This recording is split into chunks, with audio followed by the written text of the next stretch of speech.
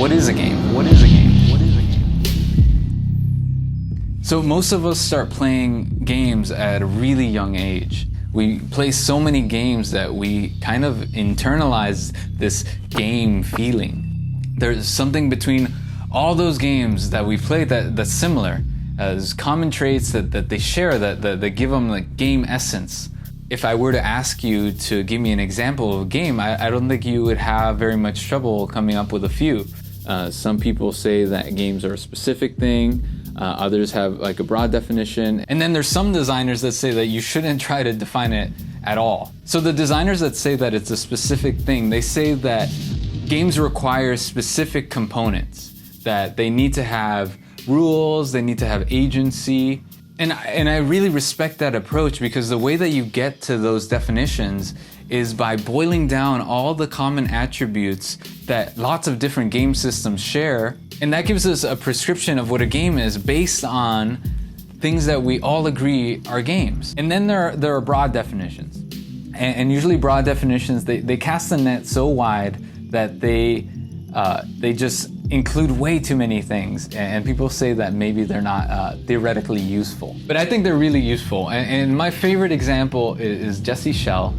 And he says that games are a problem-solving activity that you approach with a playful attitude. And I love this notion because it shows that a functional, pragmatic definition can be used as a lens to view game design through, which is exactly how Schell teaches in his book, The Art of Game Design, which was foundational for me, and I highly recommend it. There's an extra credits episode where they ask the same question, what is a game?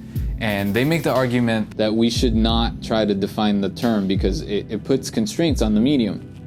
And it's usually only ever used as leverage in arguments. And I agree with that sentiment to a degree. But that definitely doesn't mean that we shouldn't pose the question, especially while we're designing, because constraints are foundational to the design process. They get rid of the blank page. They give us a space to design within. So what is a game? Or at least what do we need to agree on to be able to move forward, to be able to talk about it? For the sake of these videos, I'm gonna pose it like this. And it's a framework that encourages people to play within their environment. There's specific building blocks that give rise to that game feeling.